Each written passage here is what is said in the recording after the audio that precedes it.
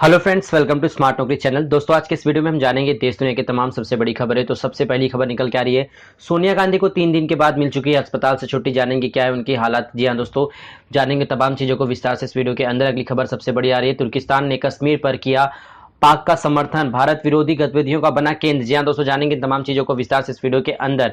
साथ ही फैंस का इंतजार होगा खत्म, 19 सितंबर से शुरू होगा आईपीएल 13। क्या क्या नया बदलाव हुआ, जानेंगे इस वीडियो के अंदर। अगली सबसे बड़ी खबर निकल के आ रही, वसुंधरा पर बोले शेखावत, रणनीति होगी कभी कभी चुप्पी शब्दों से ज्यादा गूंजती है। जानेंगे इस खबर को भी विस्तार से इस वीडियो के अंदर। और अगली खबर आ रही है, सिंगापुर से दिल्ली लाया गया अमर सिंह का शव, सोमवार को होगा अंतिम संस्कार।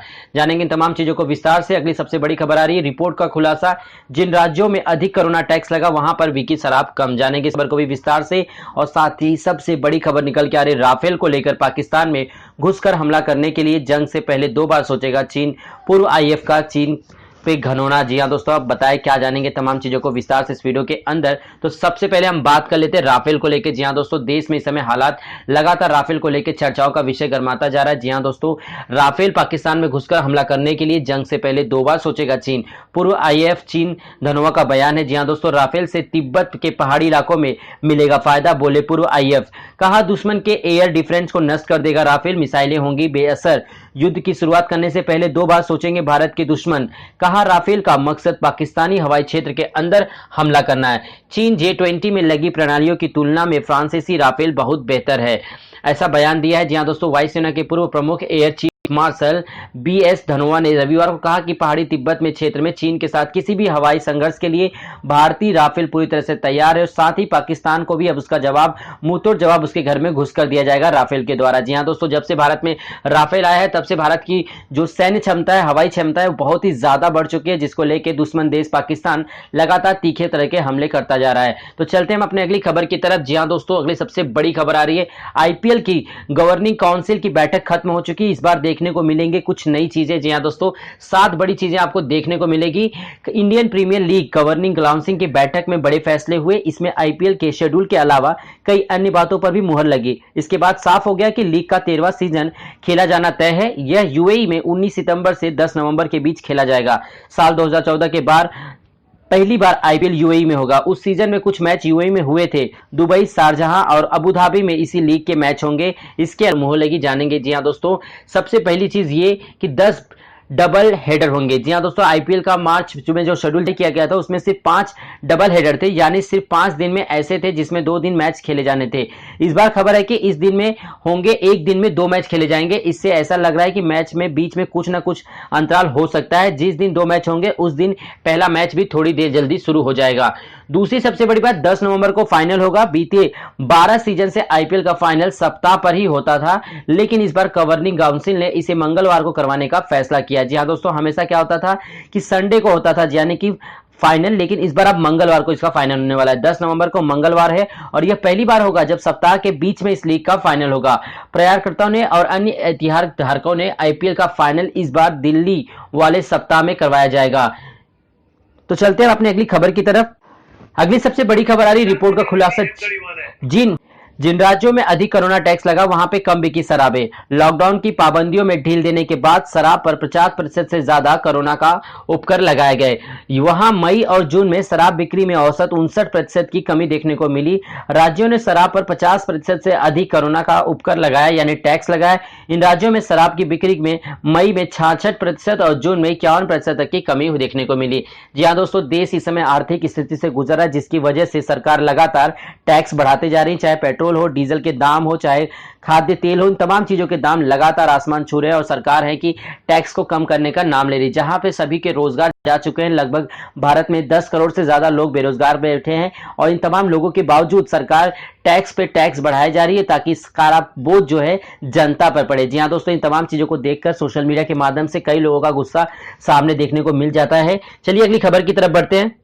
अगली सबसे बड़ी खबर आ रही, केंद्रीय गृह मंत्री अमित शाह कोरोना पॉजिटिव, अस्पताल में भर्ती। जी हां दोस्तों, सबसे बड़ी अपडेट आ चुकी है कि केंद्रीय गृह मंत्री अमित शाह कोरोना वायरस से संक्रमित हो गए हैं। उन्हें रविवार को शाम को एक ट्वीट में यह जानकारी दी। उनकी तबीयत तो ठीक है, लेकिन डॉक्टर्स के कहने पर गुरुग्राम के मेदांता अस्पताल में भर्ती कराया गया है। एम्स की एक टीम भी शाह की देखरेख करेगी। एम्स डॉक्टर रणदीप गुलेरिया की अगुवाई में डॉक्टर्स की एक टीम ने मेदांता जाने की संभावना है। शाह ने कहा कि शुरुआती लक्षण दिखने पर उन्हें टेस्ट कराया था और रिपोर्ट पॉजिटिव है। उन्होंने लोगों से अनुरोध किया है कि जो पिछले 21 दिनों से उनके संपर्क में आए हैं वे खुद को आइसोलेट करवा ले या फिर अपनी जांच करवाए।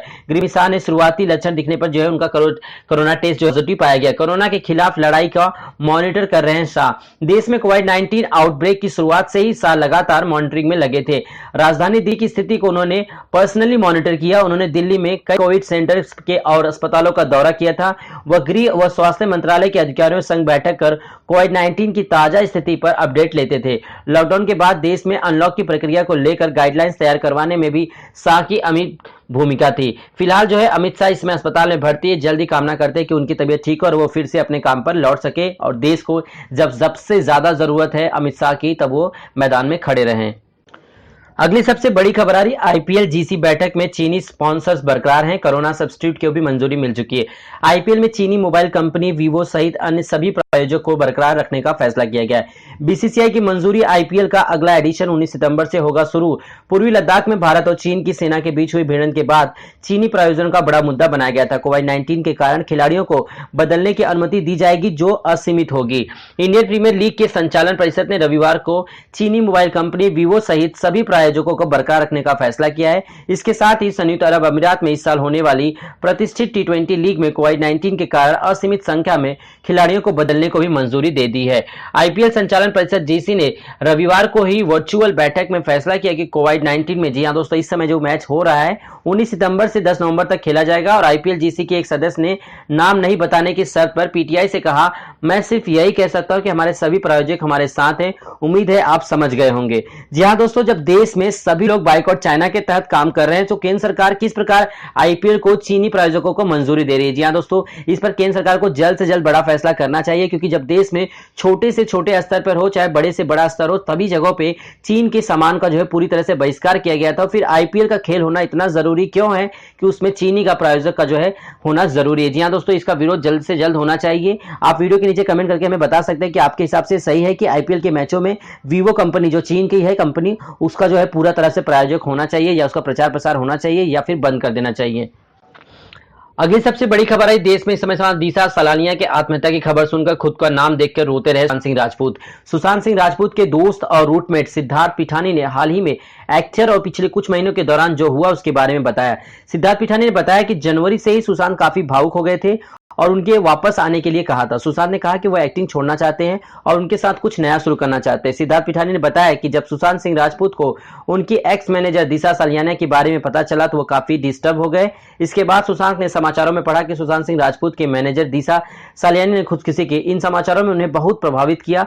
सुशांत ने सवाल किया कि इन सब नाम का इस्तेमाल क्यों किया जा रहा है। उस रात उसने देखा कि सुशांत बहुत पहले से ही जो है फील कर रहे थे, वह इतना परेशान थे कि बार बार उनका नाम क्यों इस्तेमाल किया जा रहा है। सुशांत का कहना था कि दिशा बहुत ही कम समय के लिए उनकी मैनेजर थी और उनके लाइफ में सिर्फ एक बार मिलते थे। तो इन तमाम चीजों को लेकर जी हां दोस्तों, सिद्धार्थ ने जूम टीवी को दिए गए इंटरव्यू में साफ साफ बताया कि कभी भी सुशांत सिंह राजपूत इतना कमजोर इंसान नहीं थे कि जो वो अपने आत्महत्या कर सकते हैं। तो सुशांत के मैनेजर ने खुदकुशी कर ली थी और वह खबर पढ़कर रोता रहता था। सुशांत की बहन मीतू उस समय वहां थी, उन्होंने कहा उनकी देखभाल भी की। रिया ने जिस दिन सुशांत को छोड़ा उनकी बहन मीतू उनके साथ रहने आई।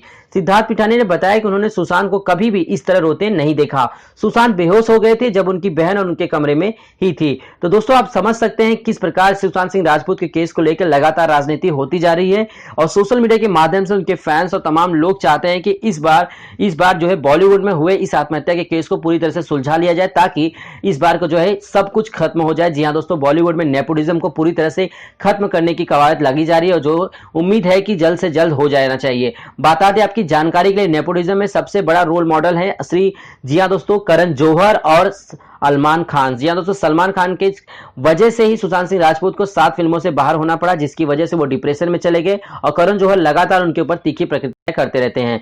तो चलते हैं अपनी अगली खबर की तरफ। जी हाँ दोस्तों, अगली सबसे बड़ी खबर आ रही रेल मंत्रालय की तरफ से 12 अगस्त से शुरू होने वाली कुछ स्पेशल ट्रेनों की संख्या में बढ़ोतरी कर दी है। साथ ही कुछ स्पेशल पैसेंजर ट्रेनों को भी चलाए जाने की कवायद है। जी हाँ दोस्तों, तो 12 अगस्त से कौन कौन सी स्पेशल ट्रेनें चलाई जाएंगी और कौन कौन सी रूट पर और कौन सी स्पेशल पैसेंजर ट्रेनें भी चलेगी, तमाम चीजों को जानने के लिए आप हमें वीडियो के कमेंट बॉक्स में आके कमेंट कर सकते हैं। आपको बताना होगा आपको कुछ रूट के बारे में जानकारी चाहिए, यानी कि आपको जैसे दिल्ली से कोलकाता जाना है या कोलकाता से मुंबई या मुंबई से दिल्ली जाना है, इन तमाम जैसे रूटों पे आपको कहां पे सफर करना है, आपको रूट बताना होगा। हम आपको कमेंट के माध्यम से बता देंगे कि आपके रूट पे कौन कौन सी स्पेशल ट्रेनें चल रही हैं और हफ्ते में कितने दिन चलाई जाएगी। तो उम्मीद करता हूं दोस्तों आज का वीडियो आपको पसंद। स्मार्ट होंगे चैनल को सब्सक्राइब करना ना भूलें।